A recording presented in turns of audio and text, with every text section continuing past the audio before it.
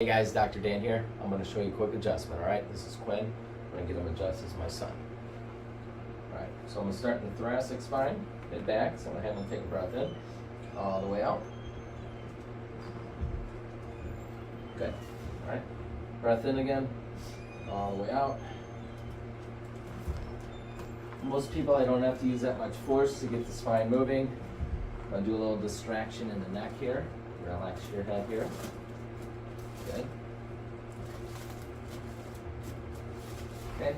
All right. I'm going to have him lay on his left shoulder. So go ahead and lay on your back or on your shoulder. We'll get his lower back adjusted here. And this leg up. On the back. There. Roll him over. So you gotta get the pelvis adjusted here.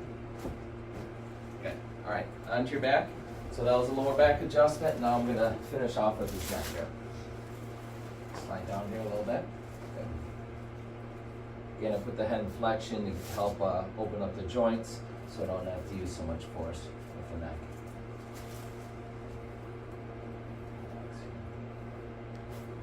Okay. Other side. There you go. There's an adjustment.